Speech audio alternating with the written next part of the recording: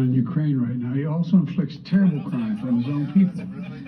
And his people across Russia and around the world are mourning Navalny today because he was so many things that Putin was not. He was brave.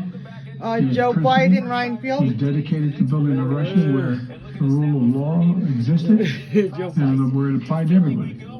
Navalny believed in that Russia. That Russia. He knew it was a cause worth fighting for, and obviously even dying for. This tragedy reminds us of the stakes. I feel, and I really mean this, and I would tell you, and I think you tell me too, because we've known each other a long time. If I felt diminished, okay, let's use a nice term. If I felt diminished or declined in any way, I think I'd know it, and I think I'd say, I'm not running. Somebody should talk to him. But if he runs, he runs. He doesn't seem to be. I heard you say that he's very persistent, and he probably is. I think most people. I think that most people that run would be stubborn or persistent, and just not want to. Seem to be. I heard you say that he's very persistent, and he probably is. I think most people. I think that most people that run would be stubborn or persistent, and just not want to give up the ghost. But we have a nation to run. We have a nation that has to survive.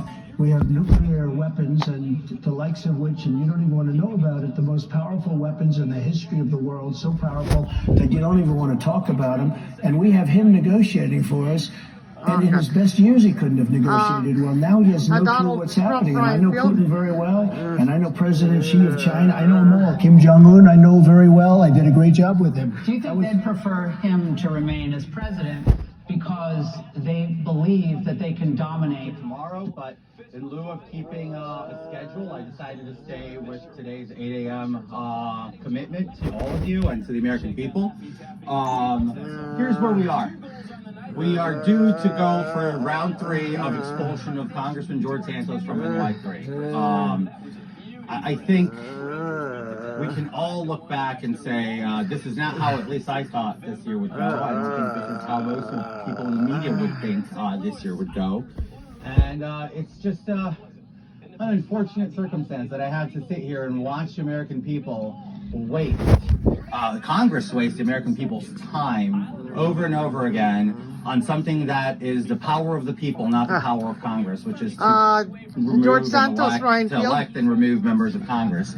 Obviously, some want to cling to some circumstances and to allegations. Getting older is a beautiful thing, but it isn't always easy, especially on our bodies. But there's been a long-standing precedent in the House that every single member that's ever been expelled, and they are trying to join me to the group of 3 Confederates and 2 people convicted in a court of law. So if I am to get expelled tomorrow, I will be number 6 in the history, the first Republican, and the only one without a conviction or without being part of or without having committed treason. So that's kind of where we stand today on that sense. But let me go down